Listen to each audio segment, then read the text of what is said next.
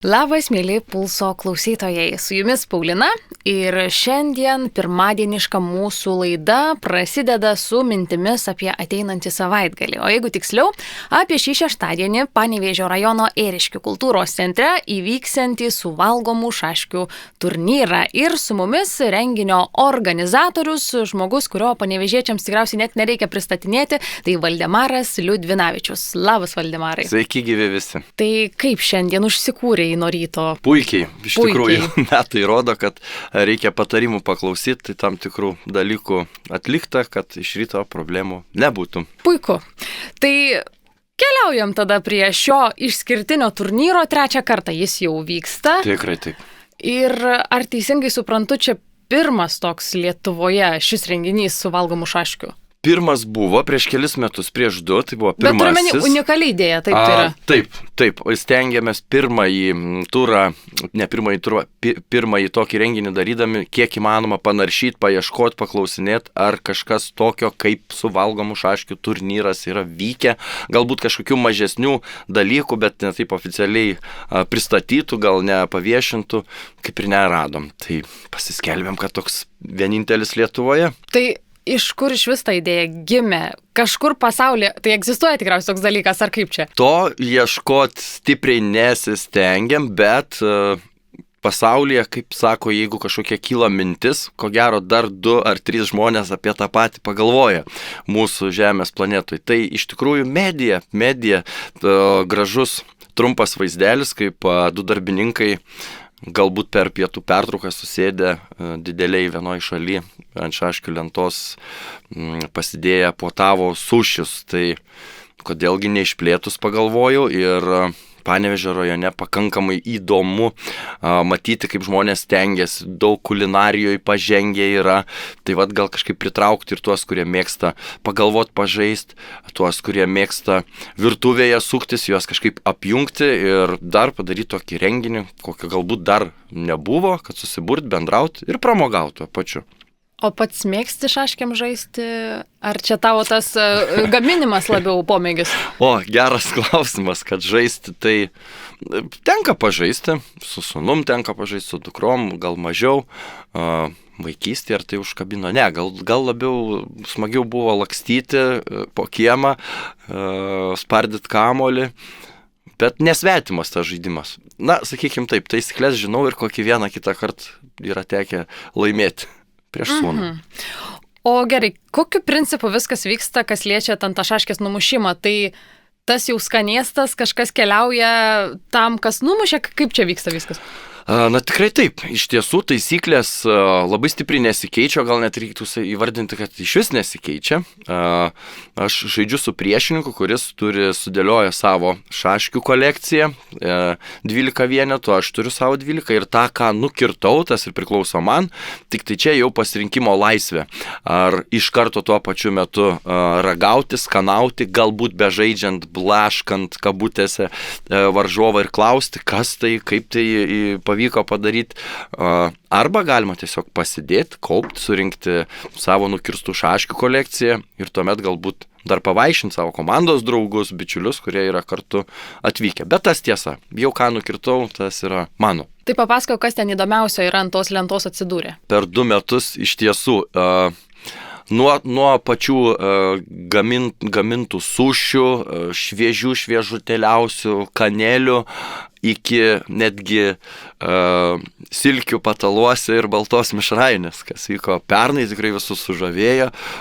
Tiesa, taisyklėse, nuostatose šiokiose tokiose, kas ir priklauso tokiam turnyrui, nes visgi ir vėlgi kabutėse žaidžiam su maistu, kas galbūt ir negerai daryti, bet visgi yra tam tikros nuorodos, tai kad jeigu tai yra gaminys, kad jis turėtų būti pagamintas ne vėliau kaip para iki renginio, kad būtų ir šviežumas ir visgi kiti dalykai, tai nėra apribotas šaškių aukštis, yra plotis šaškių apribotas apie 7 cm, o aukštis nėra apribotas. Tai pernai labai įspūdingai atrodė aukštos taurės vienkartinės peršviečiamos, kuriuose puikavosi silkė ir balta mišrainė. Labai išradingai kažkas yra pristatęs, nepamenu vardų, ar iš kur atvykę yra žaidėjai, bet sluoksniai 3 spalvų, suprantama, geltona, žalia, raudona, 3-spalvė želė,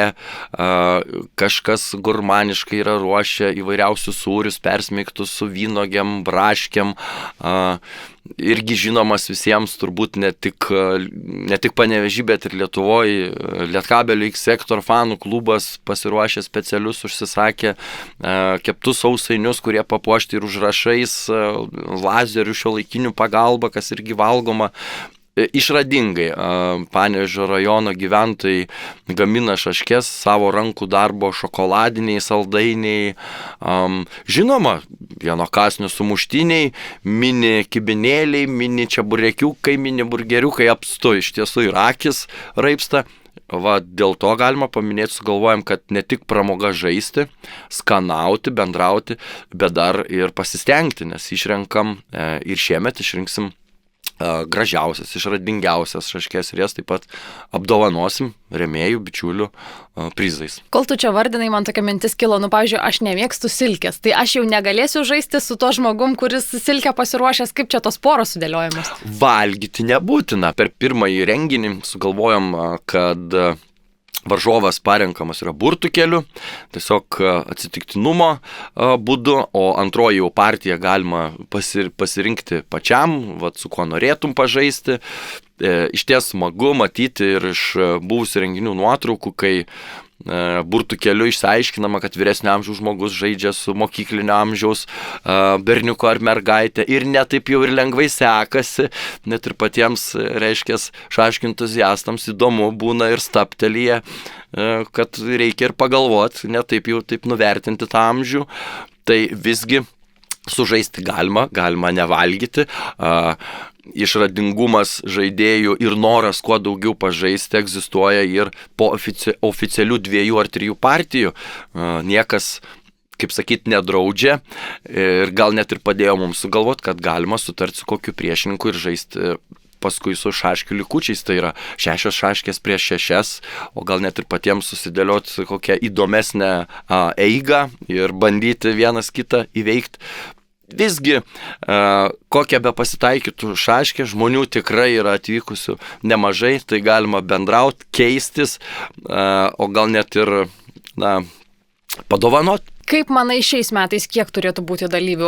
Augo tas skaičius metams bėgant? Pirmais metais entuziastų tikrai buvo, pakvietėm, antrais metais jų daugėjo, šiais metais šiek tiek pasivėlino tas turnyras, visada jis vyksta sausio mėnesio pabaigoje, tai toks vasario pradžia, gal dar ir niekas nesupyks labai, tai iš karto yra ir oficialiai, ir žinutėmis, privačiai, ir elektroniniais laiškais tikslinami skaičiai ir labai smagu, kad nebe po vieną, kaip pernai, ir 2 jau pastovių tokių žaidėjų ar palaikytojų šios idėjos, tai jau jeigu atvykdavo 2, jau dabar rašo, kad bus 7 arba 9, rūpinasi transportu, nes iš tiesų šitas vadinkim, turnyras, žaidimas, buvimas kartu kelias valandas apjungia daug ir kartų, ir pomėgių žmonių, įvairius klubus, asociacijas, tai ir galimybė dar ne tik kad pasimatyti, bet dar ir save parodyti, galbūt atsivežus stendą, galbūt pristatyti savo gaminamus kaip veiklos patiekalus. Tai populiaru, kalbant ir mini kažkokių užkandžių gamyboje, o gal bendradarbystė ir noras yra pakviesti kažką į savo draugiją, į savo klubą, tai tikrai užsimesga tų santykių. Buvo ir pernai gražu matyti, kada senjorai bendravo su Raudonojo kryžiaus atstovais, kurie irgi atsivežė ir reklamos, ir šiek tiek bukletų ar skrajučių, taip vardinkim, tai atrasti bendrystę ir dar galbūt pamatyti, ko nematė, arba nežinojai sužinoti. Tai vien per tokį žaidimą. O jis, tiesa, apjungia vėlgi ir mes būtinai minim ir noriu paminėti, kad ir su mažesniu judumu žmonėms žaidimas pritaikytas, ruošiame visada pasirūpinama, kad būtų ir privažiavimas, ir įvažiavimas, galimybė prasisukti salėje, Tai neribotas nei amžius, kaip sako, jau suprantantiems, kas yra šaškės ir kaip jos žaidžiasi, iki 100 metų ir daugiau kviečiam visus. Tai atsakydamas į klausimą, kažkur mintim nubėgu ir noris pristatyti ir pakviesti visus, gal net ypatingai ir tuos, kurie nemėgsta žaisti šaškiam, nenori ir nepažįstų. Galima atrasti ne tik šaškės tame turnyre, tame renginį. Tai kaip galima registruotis? Jau paminėjai, kad visi gali dalyvauti? Panevėžio rajono Ėriškių kultūros centras turi žinoma ir savo Facebook paskyrą, galima aplankyti www.eriskiukc.lt puslapį ir elektroniniais nurodytais pašto adresais arba telefono numeriu paskambinti, klausti, jeigu dar kažkokių klausimų yra. O principas labai paprastas, renginys nuo 12 valandos, galima atvykti šiek tiek anksčiau, tokia mini registracija, trumpas pristatymas, šaškių išsidėliojimas, tokį pasifotografavimas prie mūsų irgi dar vieno bičiulio draugo dovanoto ir pagaminto pernai gražaus didžiulio stendo fotosenelės, reiškia įamžinta akimirkas, trumpai priminsim, pristatysim taisyklės. Tai netgi galbūt ir važiuojant pro šalį, jeigu staptelt, norim pakviesti, pabandyti paeksperimentuoti, sukurtos mažesnius šedevrus, mini tortus ar kažką, bet jeigu kas jau ir pravažiuodamas pro šalį staptels parduotuvį ir įsigys kažkokių tai nedidelių sausainių ar suvalgomų kažkokių tai guminukų, saldainių ar kažkokie vaisiai, apelsinai, mandarinai yra ir tokių buvę, tai primsim ir kviesim žaisti ir pramogauti ir be registracijų.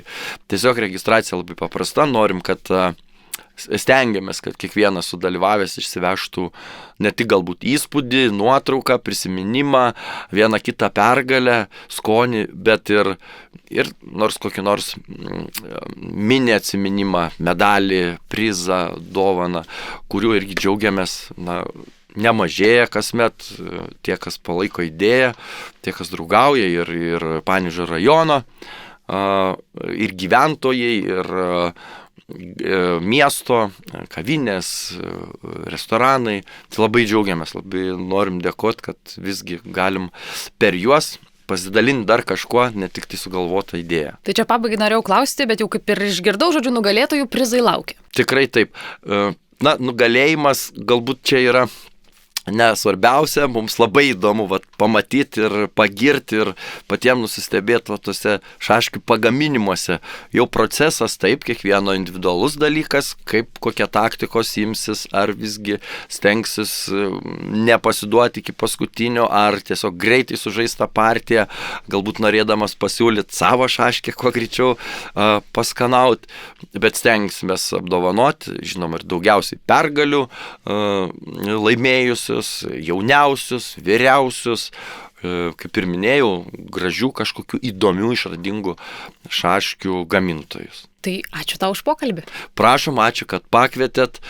Noriu pastebėti ir dar kartą pakviesti visus šeštadienį į Ėriškių kultūros centrą nuo 12 valandos. Prašom, atvykite ir anksčiau. Noriu pastebėti, kad kai būna šiek tiek šalta, tai maistas sušildo šiek tiek, tai galimybė žaidžiant dar ir sušilti ir pabendrauti. Ačiū, kad pakvietėt, lauksim visų. Tai klausytojams primenu, su mumis buvo Valdemaras Liudvinavičius ir mes kalbėjomės apie šį šeštadienį Panevėžio rajono Ėriškių kultūros centre įvyksiantį suvalgomų šaškių turnyrą.